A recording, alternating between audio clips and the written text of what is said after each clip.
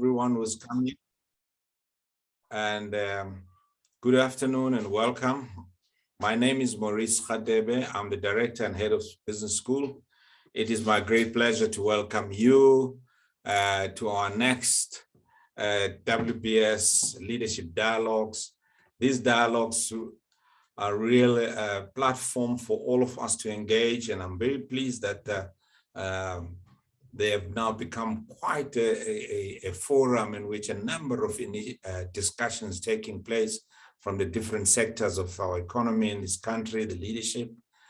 But I'm particularly pleased with this one because this dialogue's aim is to fundamentally look at how do we practically resolve the challenges that have been brought to us by COVID, by unemployment, downturn in economies, and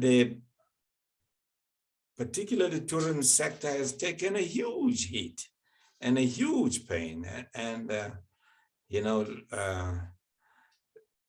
you can see, I mean, last week I was celebrating my birthday and my wife's birthday. We all follow each other, 25, 26. So we went into a lodge out in Hippo Lakes. The place is beautiful, but empty. Yeah? And you can see that we need to get as many people as possible back into the tourism. So we need to focus on it. This is a third series that we've been having with our partner, Tourism Business Council of South Africa. So I'm really pleased. Please, I probably would ask you to clap hands for Septi, because Septi has really been an engine that drives this process as an acting chair of TBCSA, and he will introduce the panelists and facilitate the discussion. We at Business School are excited to have joined forces with TBCSA to host the tourism dialogues in this sector, because we want to create a sustainable economic growth. We were talking again during this week that, one tourist landing in this country, the multiplier effect is almost 7 to 8. You're expert, you'll probably give me the right figures, but it's low capital intensive. It creates jobs with an unemployment rate that is frightening in our country. Young people not unemployed. We're sitting on a tinderbox. We need to get economic growth going. So we need to urgently revitalize the tourism sector. And we as Business School commit ourselves to work with the tourism sector in any way and form, research, capacity, education, short courses, and a whole range of partnership and marketing the whole tourism sector. I'm particularly pleased now that Septi is coming with this idea of clusters, global representation. And for you who've been faithfully following us in this seminar, this is the most unique one, because in the past, all our seminars had a global audience. This one has got global panelists. And so again, thank you, Septi, for organizing a global panelist of such a high magnitude, high caliber people. And so I'd like to thank you, and I welcome everyone who's joined the session. Definitely sure you're gonna enjoy it. I'm gonna hand over to Septi. Over to you, my brother. Yeah, Prof, thank you as always.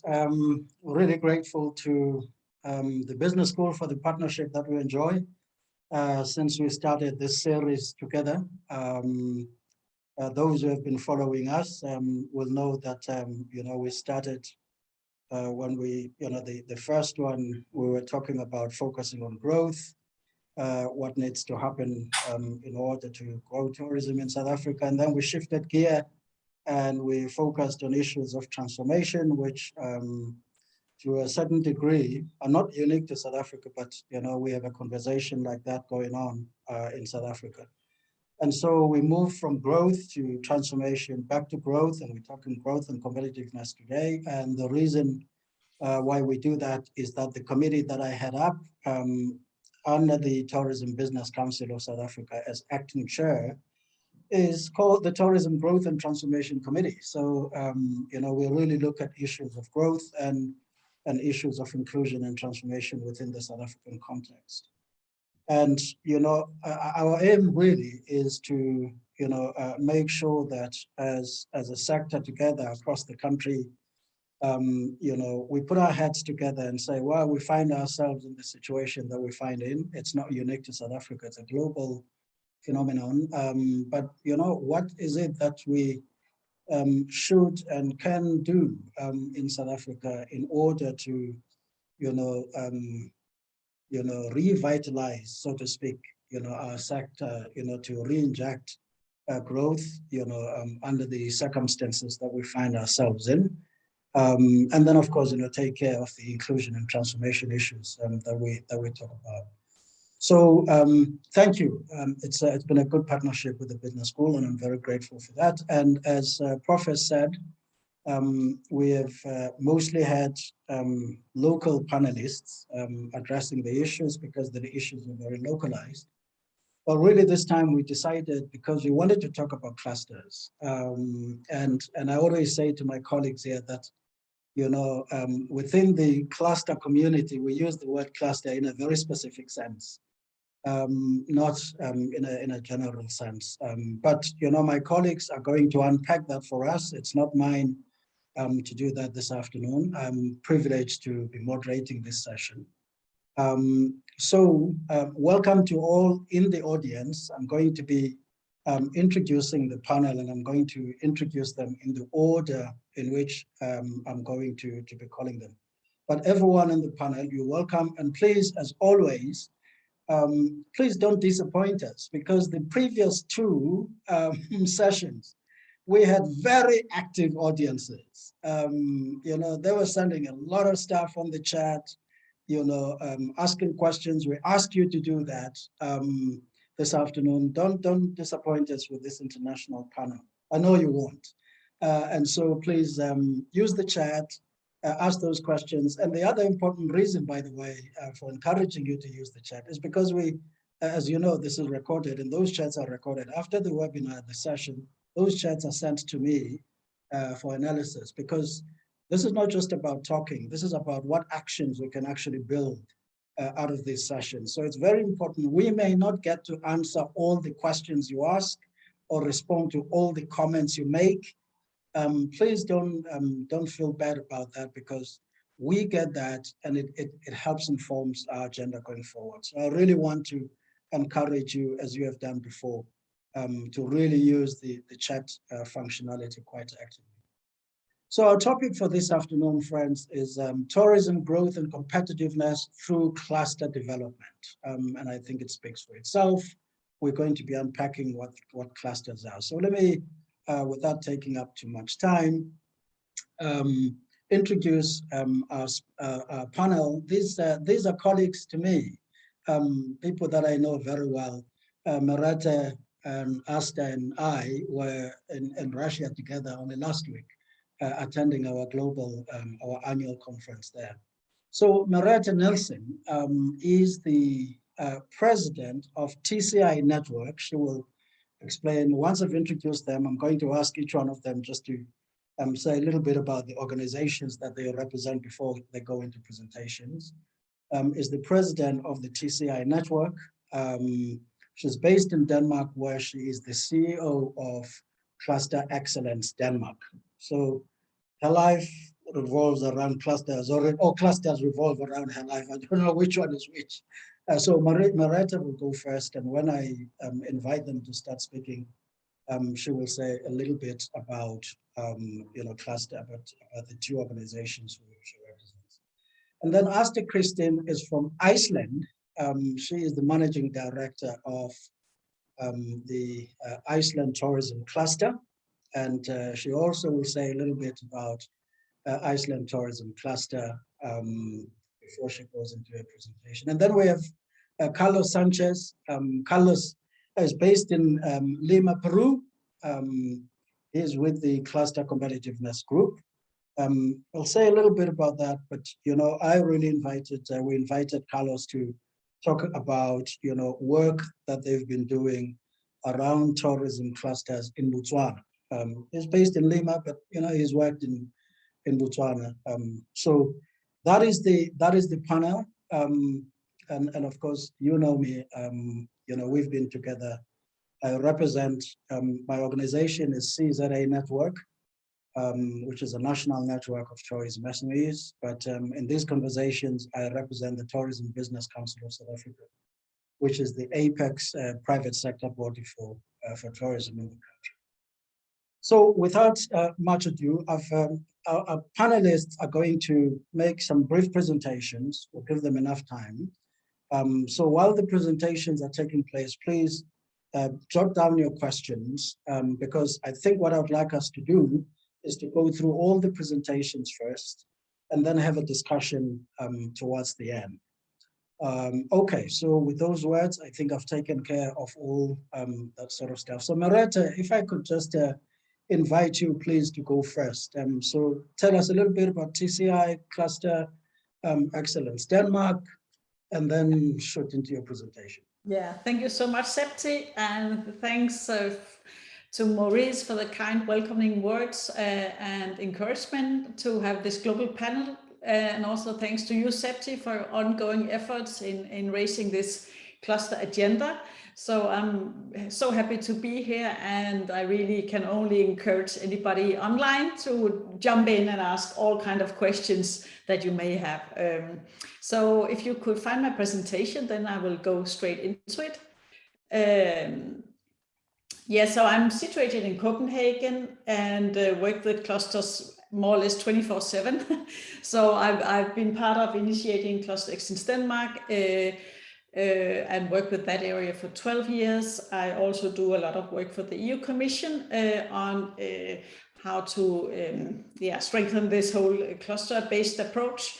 And then for the last 6 years, I've been part of CCI Networks, both in the board of directors, and then the last 3 years as president. So I am not an expert in tourism. I have done some training actually in tourism clusters, actually just in June 1 in Russia. So there are actually a lot of things ongoing in using this cluster-based approach and tapping this more into the tourism sector. So on the next slide, just some a little bit about CCI Networks. So we are a global network. We have our 25th anniversary next year. And we are basically a network of experts and practitioners that work with clusters and innovation ecosystems. So we can, as Septi just mentioned, we can meet like we just did in Russia. We can interact and learn about this whole concept and how to use this. We have around 500 active members and we reach out to 110 countries. So we want to be a global leading network. We are non-profit, we're non-governmental, and we have members from all continents. We hope to get more in Africa. And we do see a lot of African efforts around cluster development. So this is a little bit the brief on TCI. So we just said TCI, it's back in the days, it was the Competitiveness Institute, but today we just call it TCI Network. And for me, this network is what the whole idea behind TCI really is all about. So we have many development agencies as members, ministries, regions, networks, some cluster organizations, some academic institutions, and some private consultant companies as well. Yeah, so on the next slide, we can see that because I want to talk a little bit about what is a cluster, what is a cluster organization, and that's of course a huge thing. So just to give you like a tip of the iceberg, that we can see that back in the days we talk a lot about the triple helix structure in clusters, where you had the university, the private sector, and the public sector. This is still the fundamentals in many cluster organizations or cluster initiatives these days. But we can see that many, many more stakeholders are now more engaged in these kind of structures.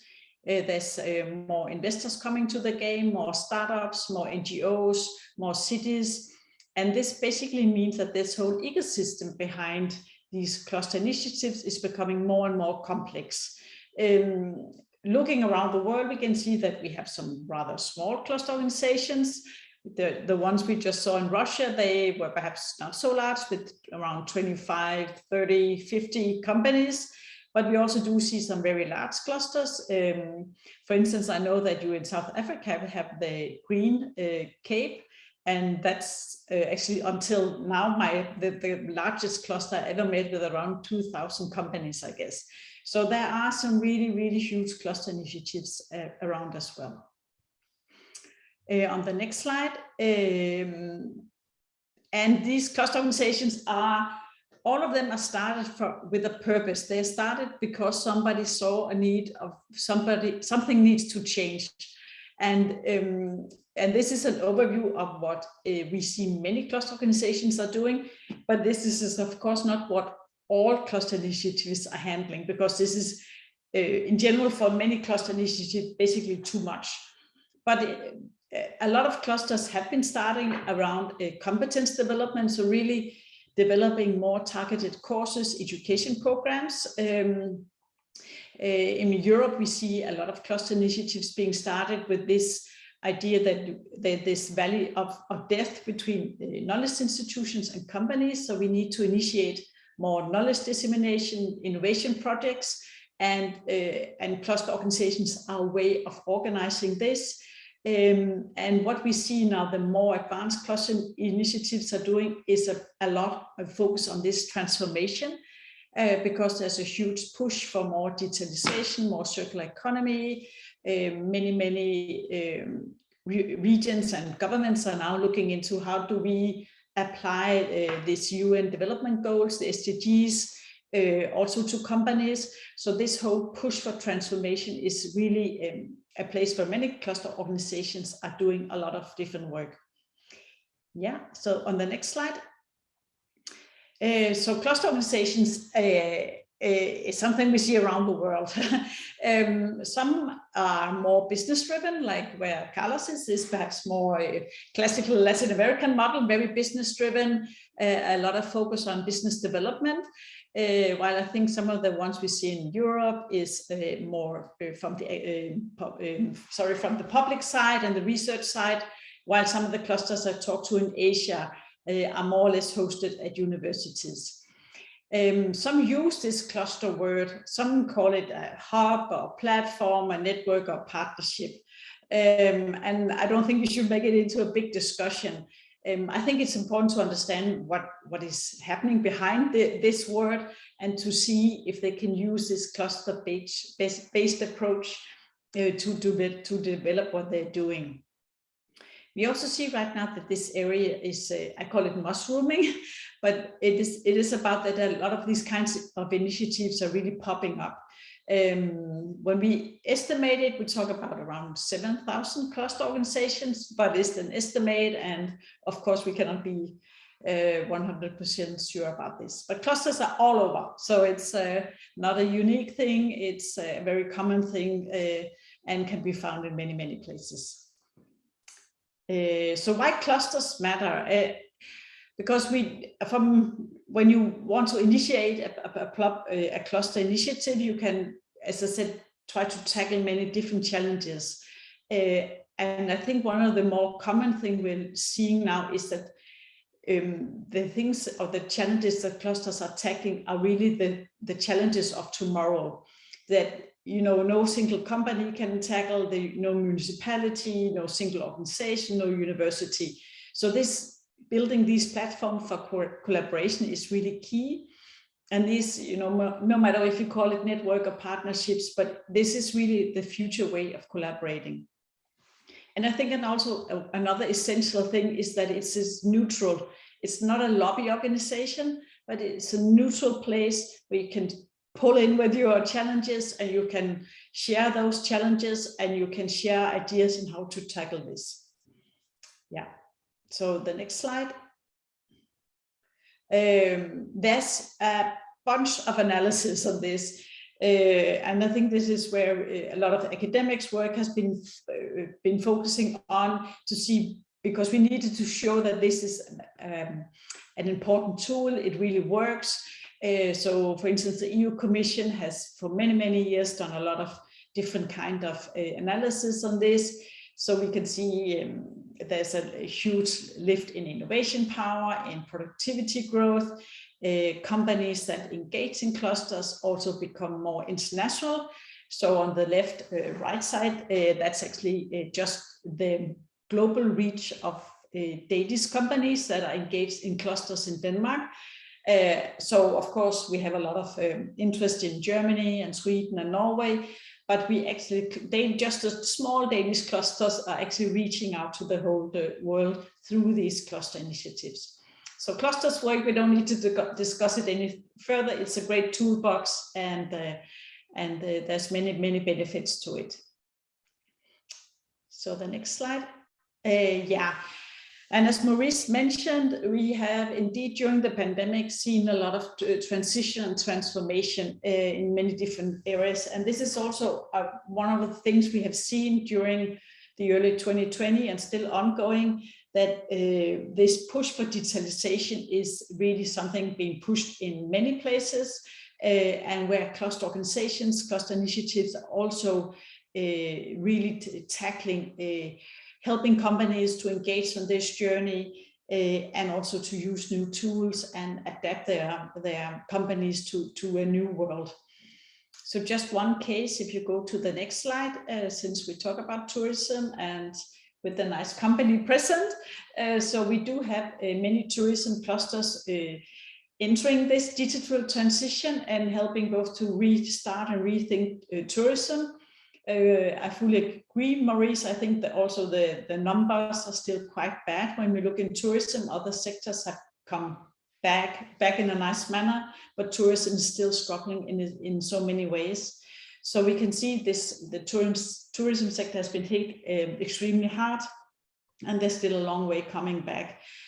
But some have started. Asta can tell more about what she's done when she has her presentation. But many efforts have been going into this, for instance, travel tech, on how can you change the tourism sector and use new digital tools on this journey. Yeah, so on the next slide. Another thing that is really overarching, and I think also Maurice mentioned this in the beginning of his presentation, is the topic of sustainability. And I think especially when we talk about tourism, something we learned is that on the recovery, we need to think about more sustainable way of running the tourism sector, but this is really overarching. In Europe, we have the European Green Deal, and many countries and regions, also the UN, are talking about how can we make that transition coming out of the pandemic, and how can we apply circular economy principles into a new business model, and how can clusters support on that journey. So on the next slide, what we can see is that actually there is a possibility despite the pandemic, and TCI, together with my own organization and some other European partners, we thought, okay, has the pandemic cancelled green transition? Is this still a possibility? Is the hit on the economy so hard? And how can we push that transition? So this is online. You can find many nice cases from different parts of the world, also from Russia, Spain, Germany, on how cluster organizations have helped to support companies on this journey. And actually the very positive feedback from this survey, this ebook, is that green transition is a way of helping to reignite the economy, and these cluster organizations are playing a very proactive role in scouting for new knowledge, helping to upgrade skills, helping to develop new services, getting access to the right funding and applying for it. So a range of new things where cluster organizations are really playing a new role.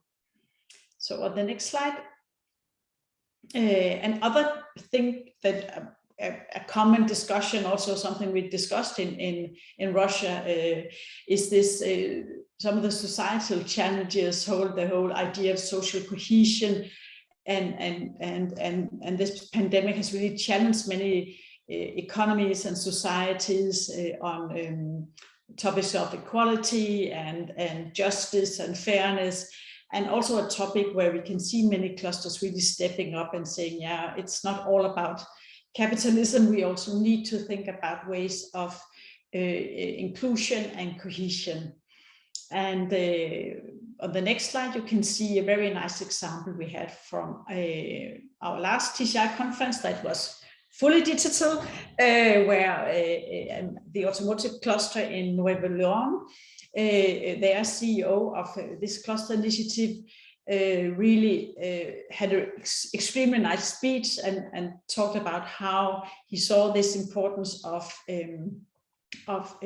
working together with the local community, helping the local community both with some of the health issues they had last year, but also really to work with more sustainable growth, secure education, secure culture, offers sports, putting in place a library, working with a lot with social responsibility.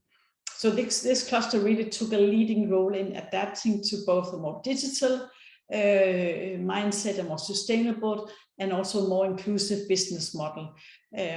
So we hope, of course, this kind of role models can inspire other companies to take this kind of leading roles in this journey of transformation. So on the next slide. So what are some of the new things we're seeing?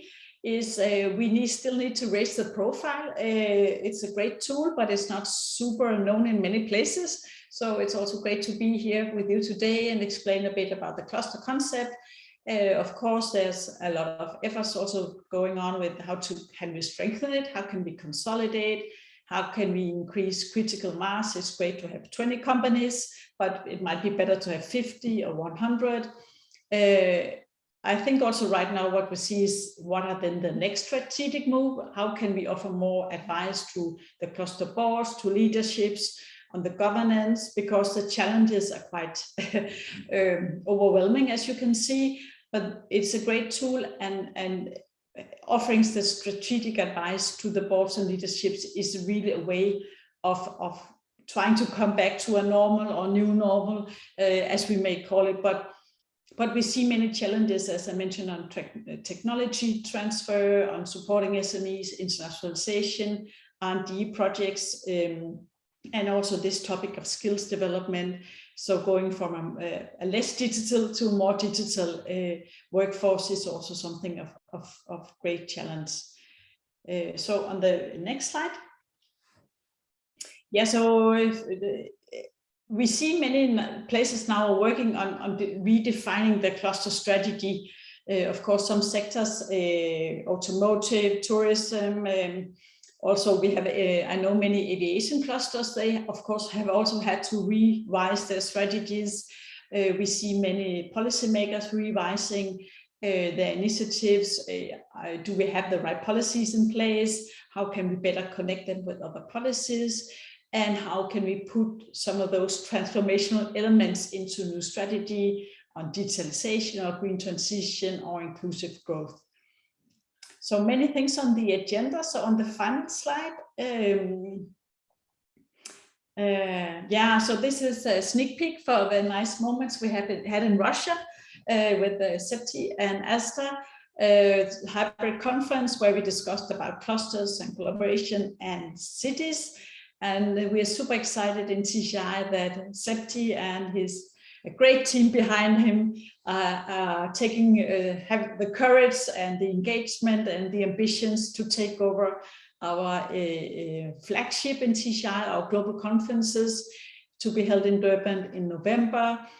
And we have many ambitions going forward on trying to mobilize a chapter in Africa.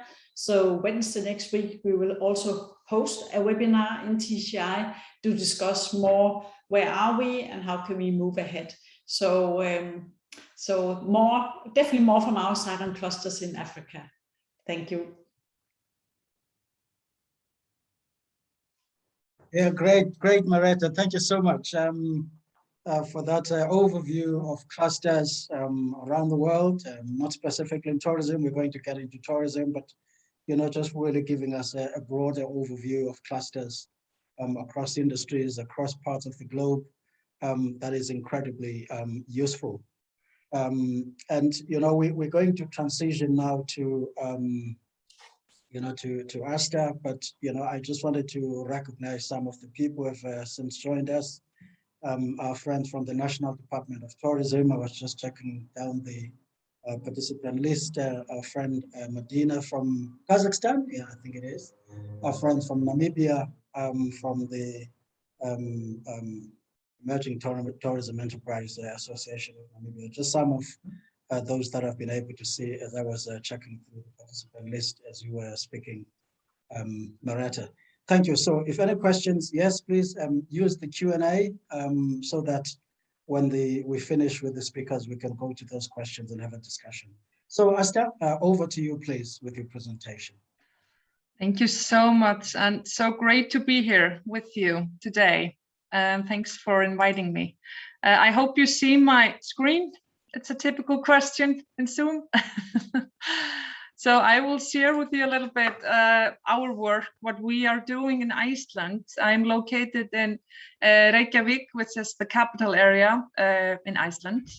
And we established this cluster in the end of 2015 and started it like really, in a functional way in the beginning of 2016. And I have been so lucky to be in this journey from the very beginning.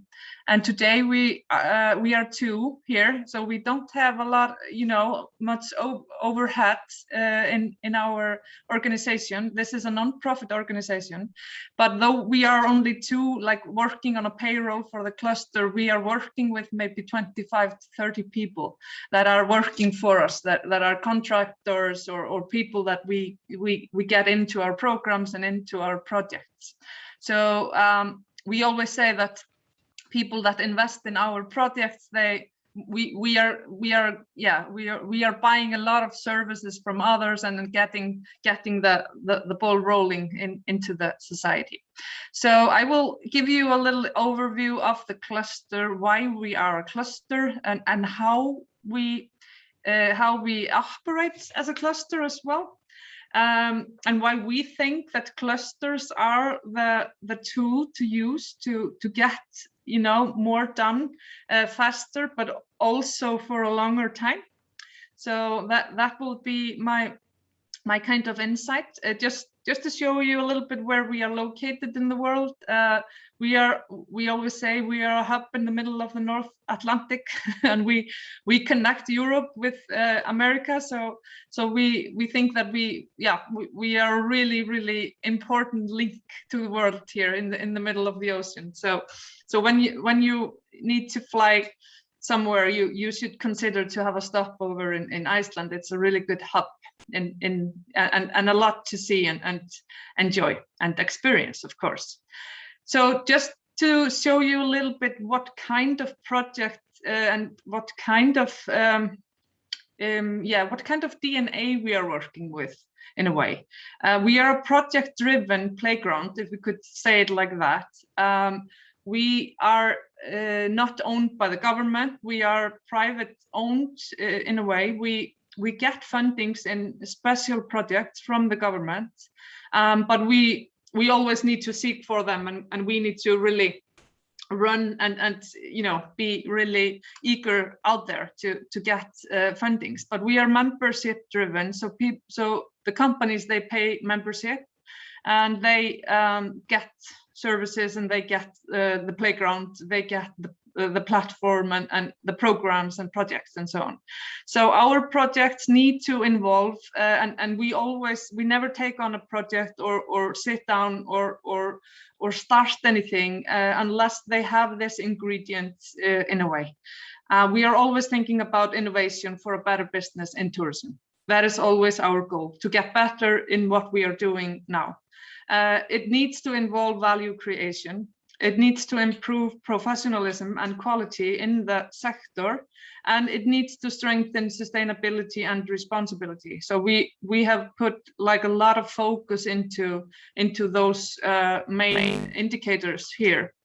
And the programs and the main projects of the cluster today are involved in these pillars here. Our focus, like I said, has been like heavily on responsible and sustainable tourism. And the tourism in Iceland, it grew like, you know, it went like straight line up. In the beginning of 2010, we had about 500,000 guests coming to Iceland. And in 2018, there were like 2.3 million guests coming. And when people, you know, in the big world hear these numbers, they're just like, okay, that's not that much. But you have to keep in mind that the inhabitants in Iceland are 350,000. So that was like, yeah, it was like what, 6 times the population of Iceland coming. So we had a lot of issues regarding, is there over tourism? Are we not protecting our nature? What do we need to do to steer it better, to get more value out of it? And how can we, you know, work together and find this balance between, you know, nature, the environment, the social impact also, and how can we work together to do this in a proper way? So that has been like a huge effort that we have put on. Then we are always accelerating for innovation, and we do that in an educational way. We do it with workshops, we do it with all kind of accelerators like startup tourism. We work with entrepreneurs and small startup companies, as well as we work with established companies, of course. We have put a lot of focus and effort into travel tech and digitalization in tourism. Everything is changing really fast now, and COVID has kind of accelerated us also. So we needed to run faster and do more in shorter period of time. And then there is this like essence of cluster, which is this ecosystem building and networking. And also, you know, and that can happen also in a global level. And that is why we are really eager to be part of TCI, which is the network of clusters, where Merete was just telling us about earlier, and having these connections with, and it's so great to see Carlos here on the screen as well, because we worked together like, I don't remember, maybe 3 or 4 years ago when he came, and maybe he will tell us a little bit about that later on. But then we see how much we can share between, and how much we can learn, and how much this like international networking and global networking also, how much we can learn from each other and share knowledge and inspire each other also. Okay, here is a slide more or less in Icelandic, just for the joy of it, because I think everyone should know at least, you know, a few sentences in Icelandic. Septi, no pressure, but I mean, it would be really good if you would try. No, this is actually our cluster map, and I can show you this here only in English. So, but for you to learn Icelandic, you could have the both slides, you know, and just practice and have some fun. But this is like our Bible, if you could say it like that. This is the ground that we work from. The cluster is built up like if you look at the center of this map, it says core businesses of tourism. So of course the heart of the cluster it is around the core business of tourism. But, and there's always a but, the industries and the pillars, the organizations that are around the heart, that are all the ecosystem, all the veins that goes to make the whole body work, they are not less important, because we need education, training and research. We need the universities, we need all the educational system to work so tourism can work. We need the destination management and marketing organizations to pull in all kind of marketing, all kind of groundwork for the tourism to work. We also, of course, need public authorities. We need the government and ministers, and we need the municipalities. We need all the supporters and public institutions, because they make the law. They make, you know, they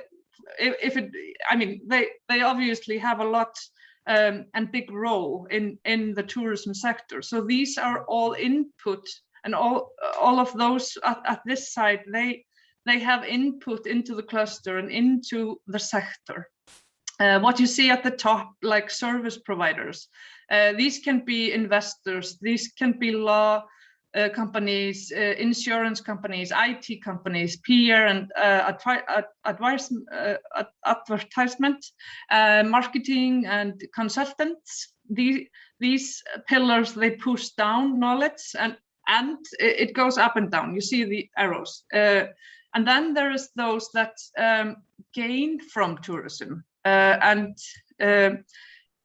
If tourism is strong and if tourism is going well, those are the direct beneficiaries of tourism. That can be construction companies that are building hotels, or you know, that can be, you know, all of those companies or organizations that are there. The ports, the retail, the manufacturers, and so on.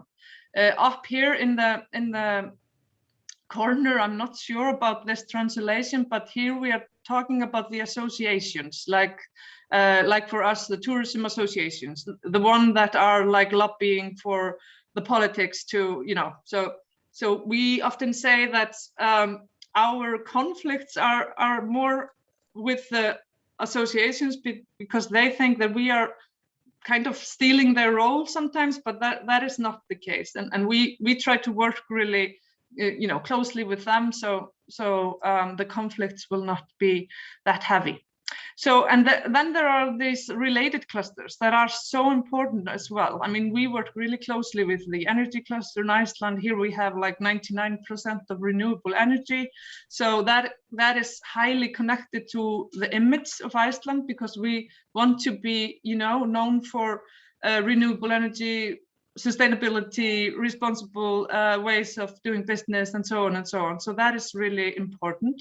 All of our like natural pools and geothermal pools, they are really, really, you know, people are coming here to visit them.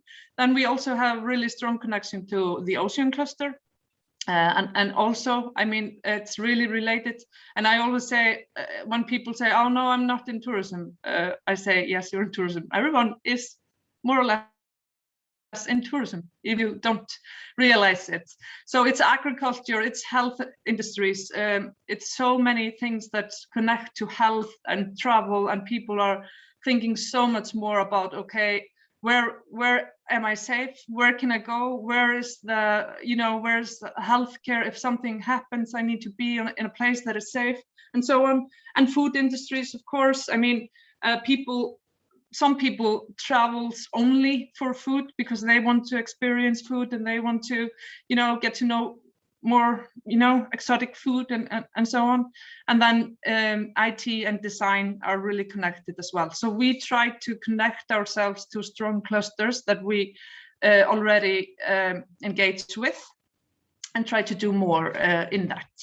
So this is, yeah, and hopefully I know I'm doing this like really, really fast. I'm not going to stop on this video because I think it slows down a little bit. I thought I had like taken it out, but it's still there. So just a little bit about the early and the COVID actions for Iceland, and just a little bit about why it mattered how each and every country like handled their pandemic ways, and hopefully we will get, you know, to talk without mentioning COVID sometime. But I think it's really important that we keep in mind how we are handling issues and big like I hope that we will not have as much and as big pandemic as COVID, but I think that in the future we will face a lot of troubles and a lot of change making, and so we need to adapt to changed environment and so on. So I think it's really important that we recognize how we can learn from this process that we just went through, and also see how we would like to do things maybe differently next time when something hits. Hopefully it will not be as dramatic as this one, but at least we have built some resilience from it, and can hopefully do it more like effective next time around. So these are just like many of the reasons why Iceland, and we think that Iceland has done a lot of things really, really well. Other things were maybe not as good, and many companies are suffering, but the government tried to support as many as they could, but hopefully, and we will see into the future also how these companies really managed, and maybe we haven't even started to see all the troubles that are there still. So but into the cluster side, this was more the government side, and Merete was tipping on this also. We really early on started to think about, because before COVID, there were a lot of issues. I mean, it was not like we were just in heaven and everything was perfect. We sometimes forget about that we had issues, we were growing fast, we had to, use a lot of, energy, and we needed focus on how to be sustainable for a longer run, how to take care of the local hood, and how to take care of the balance and everything. So when we talk about restart tourism, we are not maybe talking about just restarting as it was, but also to rethink a little bit on how we really want to do this for the future. So this is maybe more or less what we wanted to do by rethinking and restarting our programs, and go towards a more sustainable tourism by using, innovative ways to do it. So we had a lot of creative thinkers with us.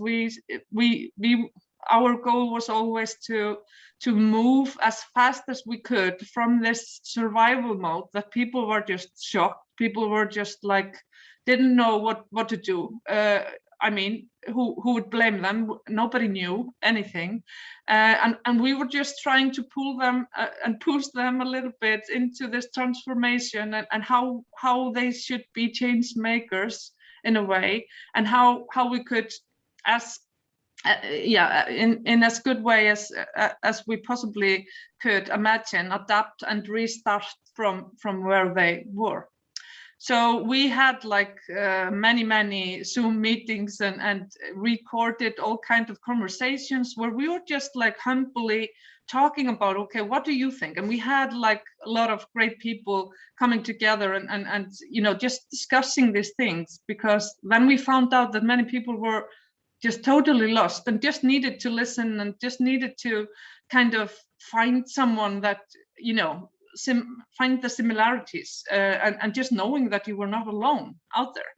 So that was really eye-opening and really good to just make it this informal, but although, in some kind of a structure. So we took it even further, and we visited 4 parts of the world with like a workshop or seminar or what you would call it. We went to Jokkmokk in Sweden. We went to Rwanda in Africa. We went to Österland in Iceland, and then we went to Greece. And it was so amazing how many similarities. And I mean, we live in a big world where things are different and everything is like, I mean, obviously things are different in Africa, South Africa as from Iceland. but the similarities in these, all of these 4 really different countries that we, and also we just visited, of course, online. These were all Zoom meetings, but they were so intense, and they are all online. So I can send you the link so you could look through them and see, you know, the topics. But the similarities were like, these were rural parts, maybe more or less, but we were talking about the infrastructure. We were talking about the cooperation, how the public side didn't understand the private side, how we could bridge between and try to build up this trust. We were talking about skill set and manpower. It was so hard to get people back into tourism, and people were just struggling with, I mean, the tourism was starting slowly again, but nobody was coming in. No, everybody needed more power of people to come and work. We were talking about the lack of cooperation, like I just said, and this like balance between the guests and the locals, the inhabitants, how we could structure that maybe more, and this local involvement, that tourism matters for everyone, not only the business owners, but in the end, it needs to be of value for the local people that lives there. So this is more like, how can we make tourism more purpose-driven? How can we use tourism as a tool, not just go with the flow and let tourism kind of, and big businesses kind of, you know, have control of everything? How can we kind of move back, take maybe 5 steps back and think, how can we really do this so everyone benefits from it? So that was more or less our like a red thread through it all. We had also massive webinars and workshops. The one that we favor the most is called Revitalize, and we had contact and we had participants from over 100, probably 120 companies from all over Iceland. So we connected all the regions in Iceland together. So they were working once a week, all of the municipalities in Iceland together. And this was ridiculous that we made it, because nobody has done that before in any project ever. So COVID and the pandemic and all of this technical solutions that everyone just knew all of a sudden, that helped us really and connected those companies and this business owners to work together. So that was like extremely important at this time to make them see the importance of this cooperation, how much value it was to start, and some of them just started to, and these are all like peer-to-peer. We are just making the platform. We invite speakers to come and make lectures, and then they work together, the company owners. So this is like a high level, only thought of as for the managers themselves, but they kind of, you know, are exchanging all kind of knowledge and all kind of ideas, and they also, many of them started a new product together. So this was also a product development for them. And finally, they had the time to do it as well. And that has not been the case until now, because they are just running, they just had been running around, you know, like crazy people trying to survive the next day. So this was like a really, really good project to go from. This is a little bit about the responsible tourism. We have around 200 companies that are participating in this project. This is like an initiative that is like encouraging companies to do better. This is not like a qualification. You will not get a certificate in applying in this or participating in this project. This is more a learning process. How can I be more responsible in everything I do? And we are always just reminding ourselves in this particular project that this is a journey that never ends. You always need to, you know, revisit all of your goals and everything that you are doing, because everything is constantly changing, and we have to adapt to changes really, really fast. So just like for the last, I think it's almost the last slide, and I have no idea of my time here, so I will try to make this quick. And this that'd be great, Asta. Yeah, okay. this is just like a food for thought. I mean, I have been working in tourism for the last like 6 years or something, and I don't consider myself like a great specialist in it because it's also changing, and I'm trying to adapt as much as anyone else. But this is more like, what do we need to think about when people really start to get on the move again? Will something change, or will we just go back? Are we eager to go back into the forms of the ways that we had it before, or is this a great opportunity to really think, you know, into your core and think, how is my business going to gain? How is my how do I want to do this, and how is the guests or the travelers that are going on the move, what will they be looking for? So this is, and my belief is that we can use tourism as a tool to improve and also to educate about all of these important things that we really need to educate about. That is, you know, the sustainability, the ecosystems, the you know, the circular economy, and everything that we so badly need people to understand. We can do that through tourism. When people are visiting, you know, new places, what can they do when they travel to improve the places that they come to? So I think that, and that would be my dream vision, that we could use tourism as this connection tool in a way. And just in the end, of course, I'm going to use this opportunity to promote our next big thing, which Septi is taking part of as well, and it's called What's Work in Tourism, and that will be a big conference at the 14th of October, and we will have so many great people from all over the world, you know, diving a little bit deep into this concept of social progress and how we need to rethink the purpose of tourism and travel, and the educational part, the balance between the locals and the guests, and so on and so forth. So now I will breathe for a little while, and thank you for listening, and of course I'm here to answer your questions or connect in any way. Thank you. Yeah, Asta, thank you so much for, you know, not just an overview, but really going into detail in terms of, you know, the work of the Iceland tourism cluster.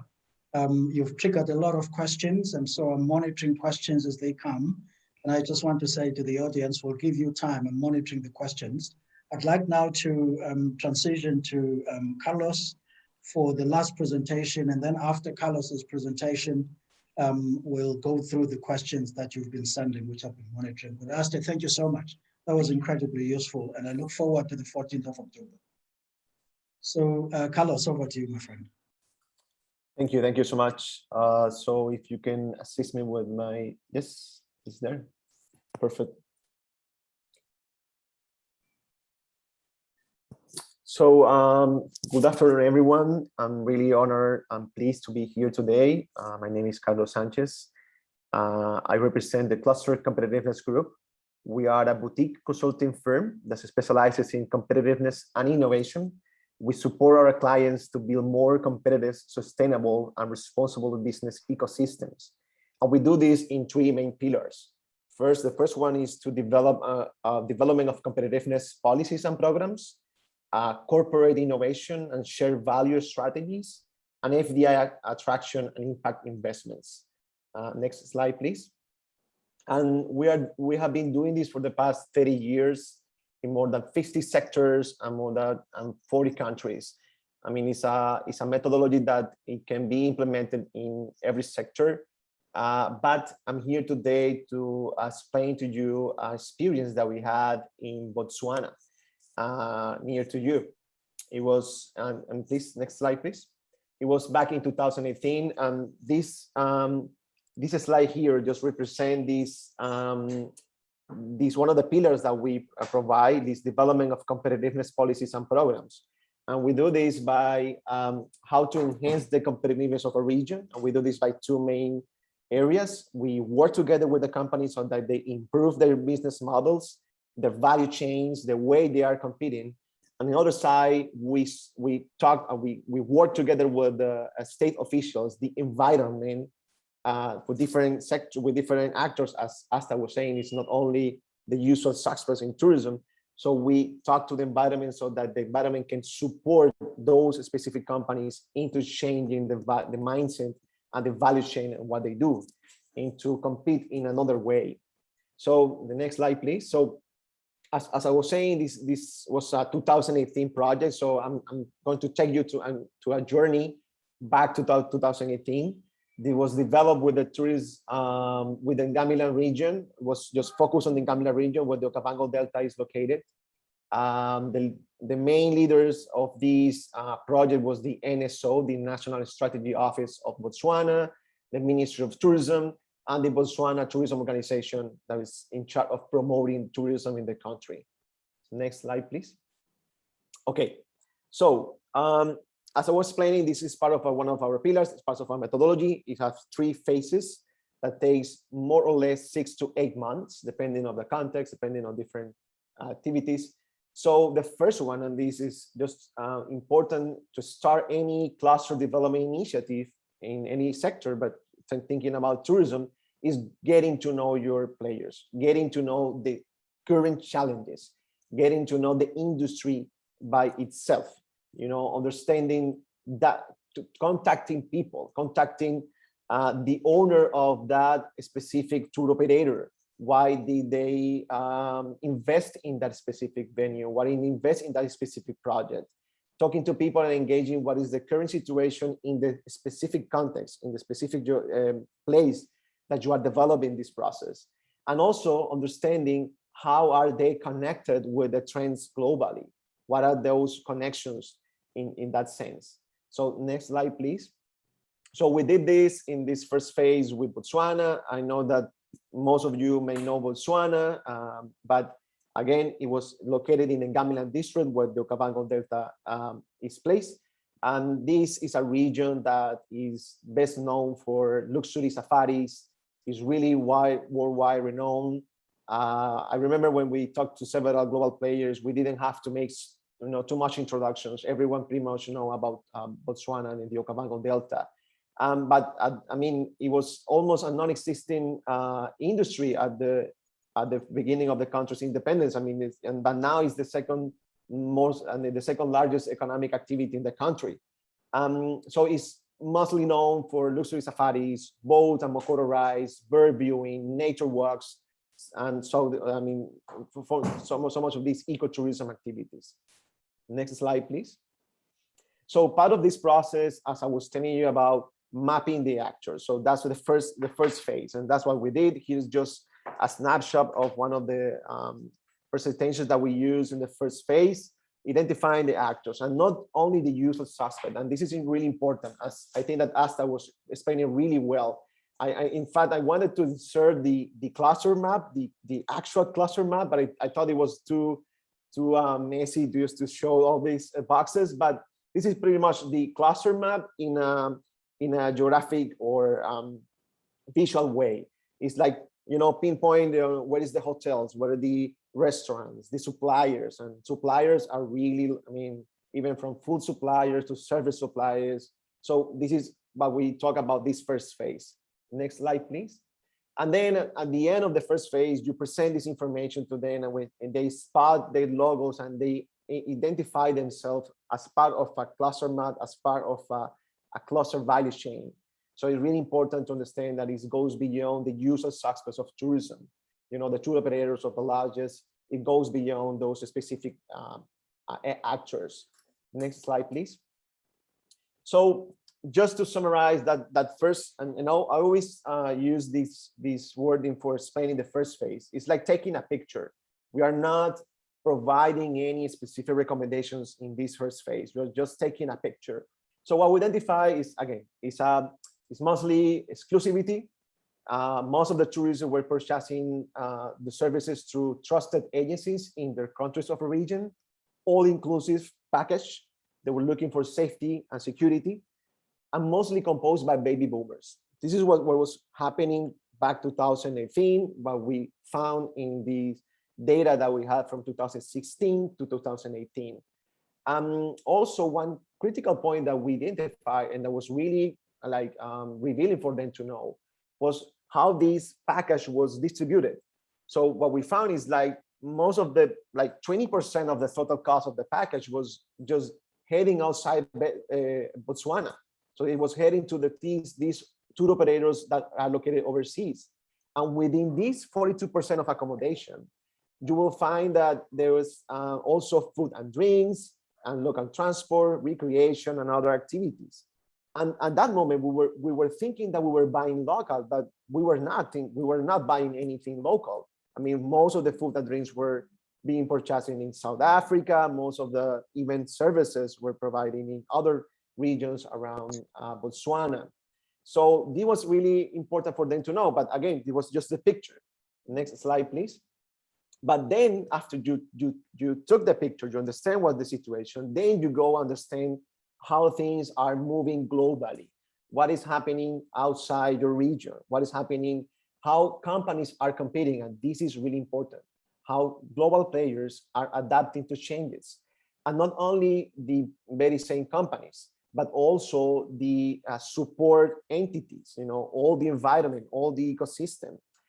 Is really, I mean, for me, it's really glad to see Asta here. I mean, she was our guest in our study trip that we did back in 2018 to Iceland.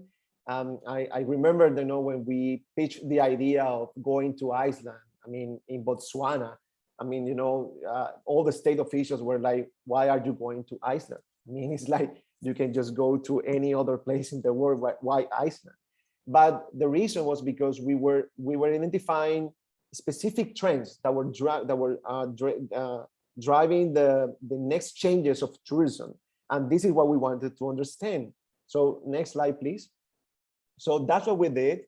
We went there, but we not only interview, I mean, companies in Iceland. We went there, but we also interviewed several companies around the globe. This was pre-COVID, so we took this actual trip. Asta received us there. It was amazing. We interviewed specific companies, actors, supporting entities, and we tried to summarize some of the trends that we identified back in 2018. I mean, the future traveler, how millennials are taking ownership of this industry. Baby boomers are kind of aging out of the market. They're still going to be important, but the future traveler and what that entitles.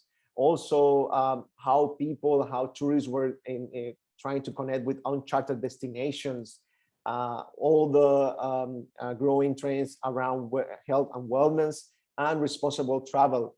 I like to see that still responsible travel is one of the most key, I mean, one of the key activities that Asta was showing us, because this was back in 2018. So all of these trends and taking this picture was telling us, okay, there is another way of competing globally. There's another way when according to my context in Ngamiland district, India Kavango, I can take some of these lessons, and we understood, and the next slide, please, that there was another strategic segment that was more profitable and more sustainable for us. I mean, I'm talking about Botswana, from us as a region. And this was, we call it the independent high-end traveler. And this is really important, is there is a big difference between market profile and a strategic segment. Strategic segment involves that you need to change your value chain, and not only the value chain of the business company, but the ecosystem. So what that strategic segment was telling us, that tourists were collecting rare experience. They want authenticity. They were interested in giving back to where the places they visit. They wanted customized experience by themselves, but they wanted to be guided in the process. And we saw that in several companies in Iceland, in several companies around the globe, it's like it was a customized, it was a packaged experience, but you got to select the activities that you wanted to implement. So they felt, I mean, this future strategic segment, they felt that they were part of this, you know, customize what they wanted to do.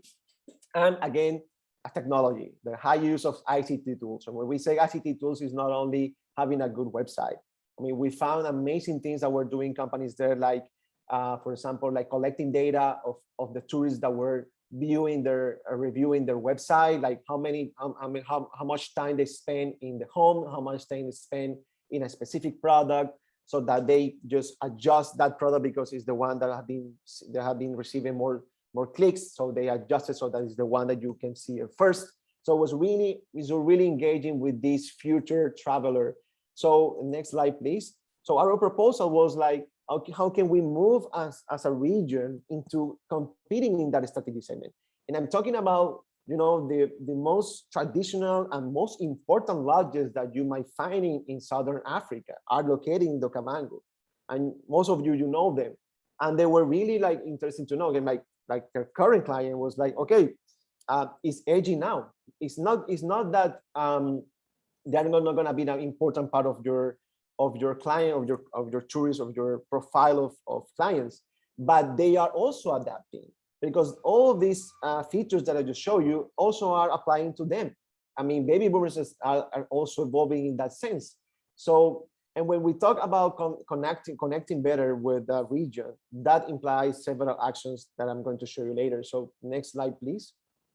So in the third phase of the project, of this cluster reinforcement initiative that we implement, is where we co-design activities with the very same actors. I'm talking about lodges, I'm talking about small and medium companies, I'm talking about suppliers, state officials. So we went there to Maun, the capital of Ngamiland, and we engaged in several workshops, and we designed together pilot projects.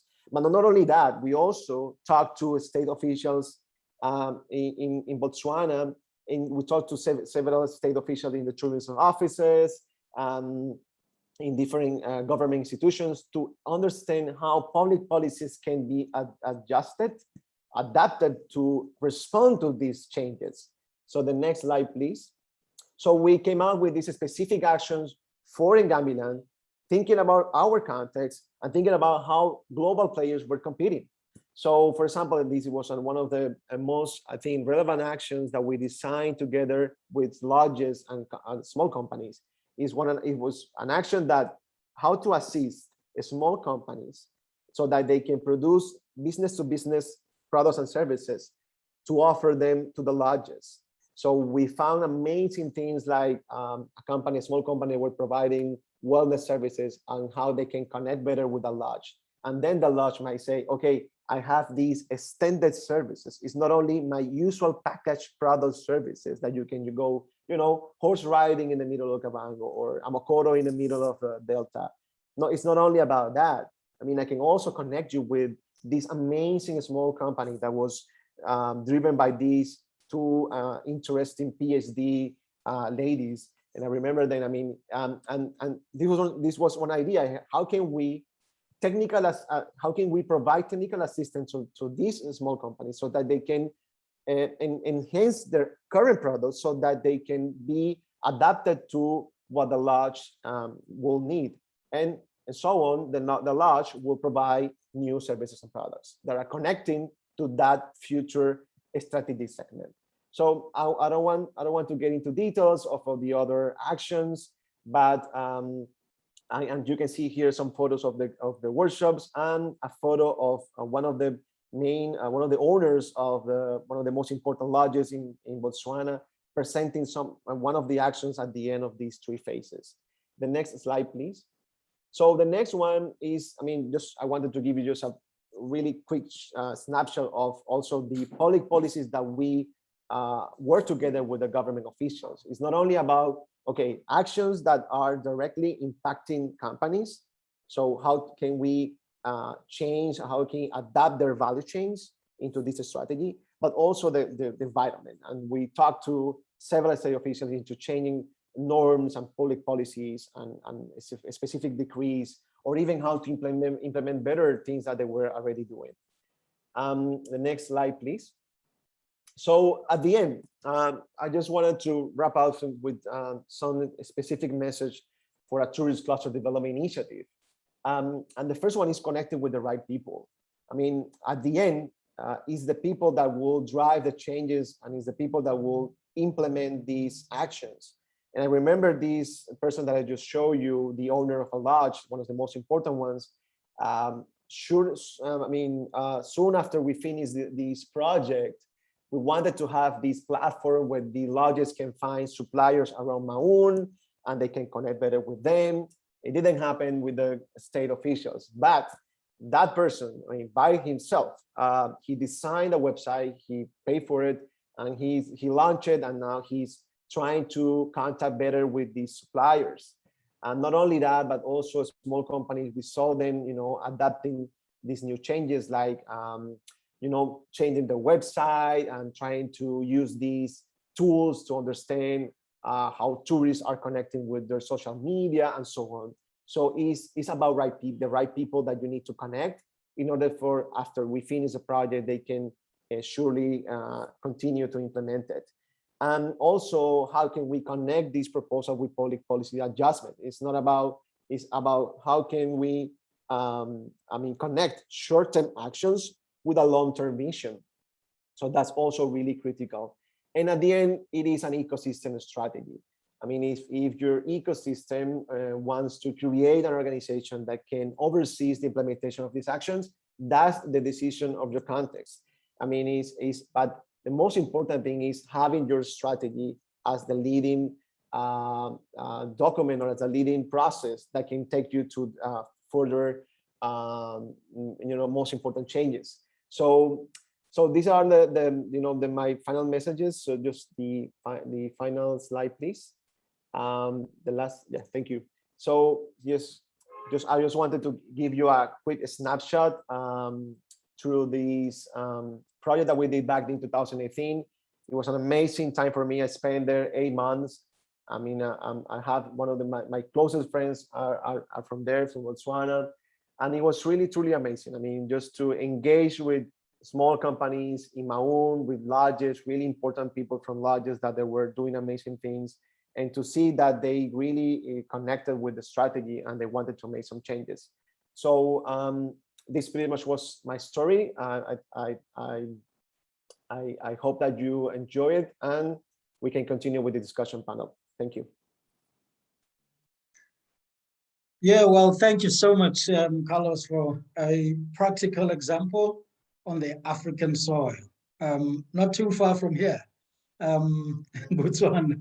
So thank you so much for that, and I think that what we've actually done here, dear friends, and by the way, I just need to apologize for many of you who have had severe difficulties connecting. While the panelists were speaking, I was, sending stuff and trying to multitask in the background here, but I'm glad that some of you were able to connect, and I hope, even though you connected a little late, that you found it useful. So we've had 3 different presentations, one really just giving us the framework of clusters, more broadly, why clusters matter, in industry competitiveness, and that includes tourism as well. And then, of course, from Iceland, a very practical, tourism cluster experience. But as Asta, mentioned, it goes wider than just tourism narrowly defined. I mean, we could see, the connections there, along the value chain and with other industries and clusters as well, very, very helpful. And then, from Carlos, a very practical example of how a cluster was actually started from scratch within the context of Botswana, and we see the different players that were involved there. So it's quite clear that it's not just the private sector players, it's the public sector and all the other players. I'm not going to repeat what has been said. So I just want to go through some of the questions now. And I know that, Asta, you've already answered one of the questions that was asked by our Deputy Director General for Tourism Department and Development, at the National Department of Tourism. Shamila, please, if you're happy that answer, answers your question, well and good. If you still want to come back, please do so. But here is another question from Shamila to Merete. I think you said that the cluster is not a lobby group. If so, could you describe the benefits of being part of a cluster as opposed to a lobby organization or association?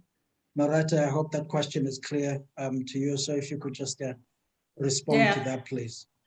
I can. I will try to. Thank you, and sorry for the light. You can see now it's not all gray in Denmark, but also sometimes the sun shines. So, and I have no curtain here in my office. So, but great question, and I think it links also a little bit to some of the other topics coming up in both in the chat and also the question that Asta just responded. And I think it's important to see what kind of infrastructure or ecosystem you're part of. So for instance, in Denmark, we don't have a tourism cluster because that was a public decision saying this is then this promote Denmark we have. So all of that is in the hands of them. But compared to the lobby organization, I think that's really a balance.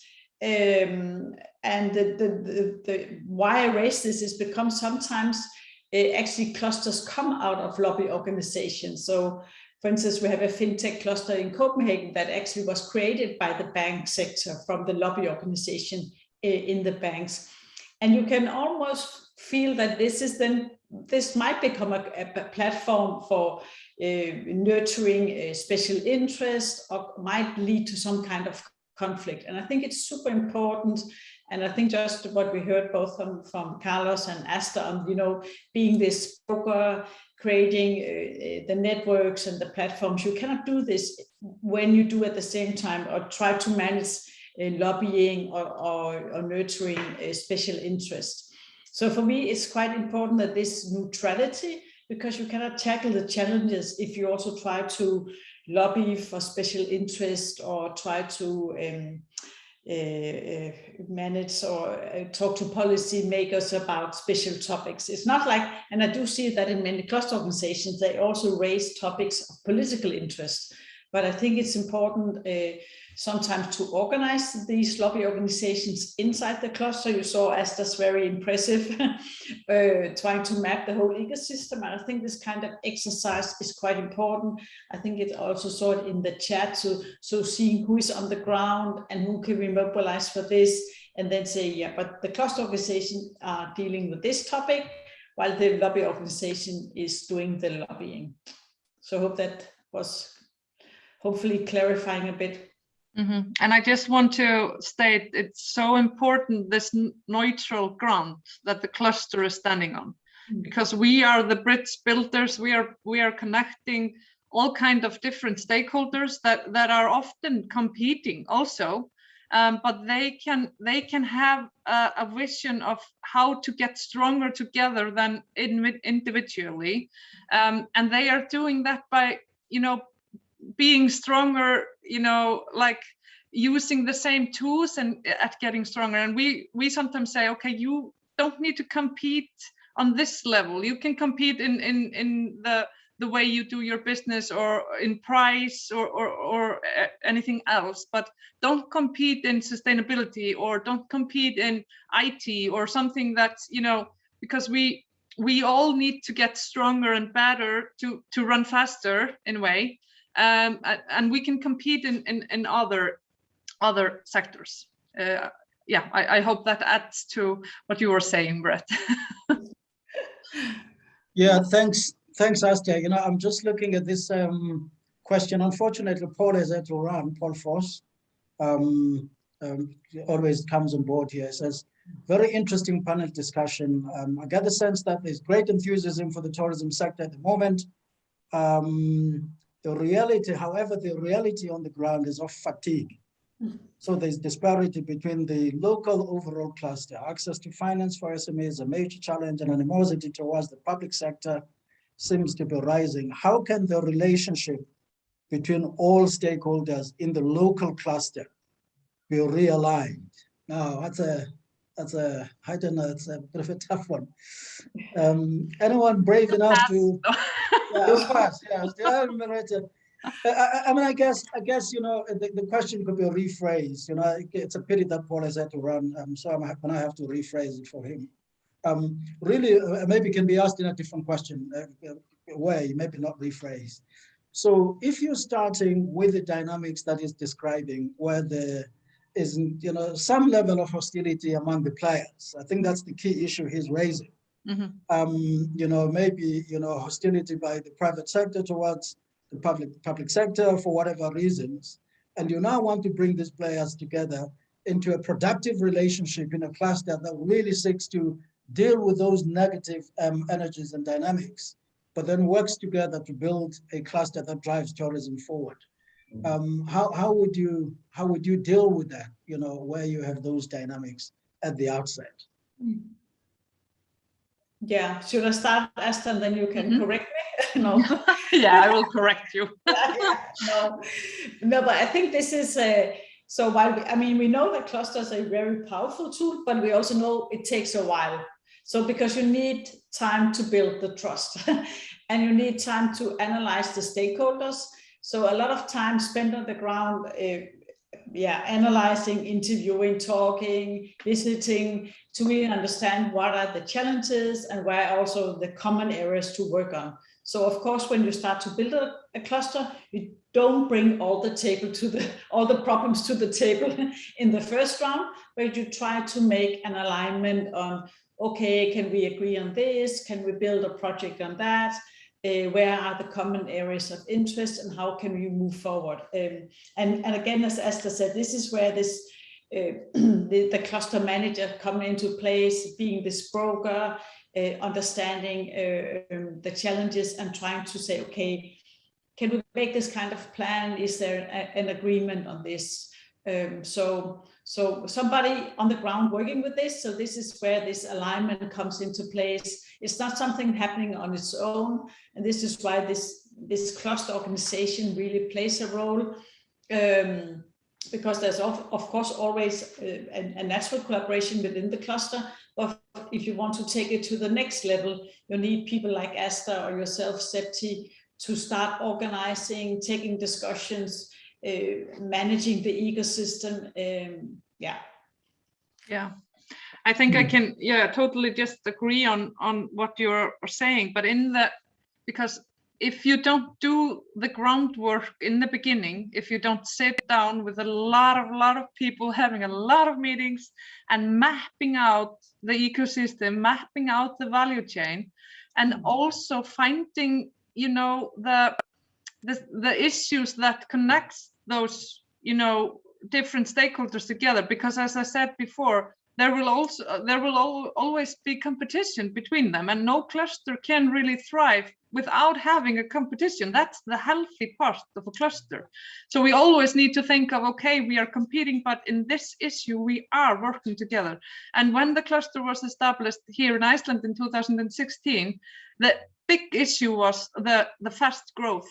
And business owners, they were all just coming together and thinking, okay, we cannot manage this on our own. We need something else to, I mean, all the other Promote Iceland was doing their stuff. The association industry was doing their stuff. The ministry was doing there, and so on and so forth. So they really needed some platform to get together and really just think about this. How are we going to do this? So that was the big issue. Then there were like 10 different kind of issues that everybody agreed on. This is our platform to work from. And then we changed them back and forward, just, you know, from year to year. What is like the main focus now for all of these people that come together with a really different background, competing with each other, but still wanting to go further together. So I think also because we are talking about funding, and it's really like difficult to get funding. It's difficult for the SMEs to get funding, but also like for the cluster associations to get funding. And there you come straight into the policy making, and how is the government going to steer the fundings into something that matters. So we really need to get up to that level as well. So there are a lot of different complications that are like, we are always hitting some walls maybe, but I think that this maybe structures the big picture in a way. Thanks, Asta. I'd like to hear from Carlos as well, but you know, I mean, Caroline was just saying when we chat that commitment and cooperation is key. And thank you, Caroline, for affirming TBCSA as a potential driver, you know, of an initiative like this. We believe so, but of course, it would have to be in partnership with our partners, both in industry and in government, It can't just be us, but maybe we can drive it. But Carlos, what was your experience in terms of those dynamics when you started out and progressed in Botswana? And what were some of the dynamics and how did you deal with them among the various players in the cluster? Yeah, I mean, I want to take one of the comments that Asta made during her presentation. She mentioned that her organization was like project-based organization. And for me, and from my experience, and sometimes projects can glue everyone together. I mean, when you have a really identified structured project, it can also provide the right commitments that you need from different players. From our experience, it was project-based that got to let's say, to these different stakeholders to really sit and commit into what they can do. So it was the first time that we saw, for example, a really important lodge sitting with small suppliers, talking about how can they enhance their portfolio of products and services. But it was based on a strategy, and it was based on a project. So we were always talking about the strategy. I mean, it's like that was our, our roof. And then based on that strategy, we started to develop these specific projects and commitments. So from my experience in Botswana, in other areas, I think that a project-based approach that is within a solid strategy is a way to go. That's my belief. Thanks, Carlos. Okay, friends, look, we're running over time, as it always happens with these things. But I really, firstly, just to answer one quick question, yeah, presentations can be made available. No question, no issue. We have your email addresses, so we'll try and sort that out. But really, just to say, from my part, before I hand over back to Professor Maurice Gade with the business school to wrap up for us, well, really, thank you, Merete, Asta, Carlos, for the insights that you've shared with us. I think that from our perspective as the Tourism Business Council of South Africa, where we understand this is done, by the way, I do have some colleagues here from the TBCSA. I saw June Crawford earlier, and there may be others that I haven't seen. I don't know if they're still here. But, this is really a start of a conversation. We're grateful that our partners in government, certainly from the National Department of Tourism, have been able to connect, and our other partners who may be involved, SMA development or different aspects of that. It's a start of a conversation. We believe it's an important conversation to have. And so thank you for sharing your insights and your experiences in informing us as we start on that journey. It's a journey of conversation, but you've got us on the right track with it. So thank you so very much, and we'll keep you informed on what's going on. Professor Gade, let me see before I hand over to you. Yeah, thanks, Caroline.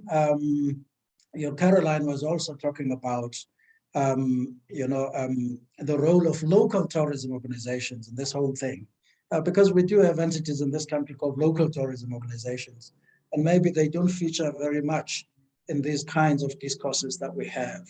And I think, as we start on a cluster road, we would certainly want to see to it that those players as well are hooked in. SMEs, there's been a lot of talk about SMEs, by you, Carlos, and other colleagues. Excuse me, and that's my base. I mean, we really are very big on inclusion of SMEs, which is why to us a cluster approach is so important, because you really bring the players closer together, develop relationships and understandings that could be enriching to all the players. So thank you to all three of you, and thank you to all of you for joining in this conversation. So Professor Gade, I think I should turn it over back to you now, because I'm just checking the time. Thank you very much, Septi, for this wonderful, very engaging session, especially the global perspective of it. I've learned a lot personally, and I think as a business school, we are taking a lot of notes.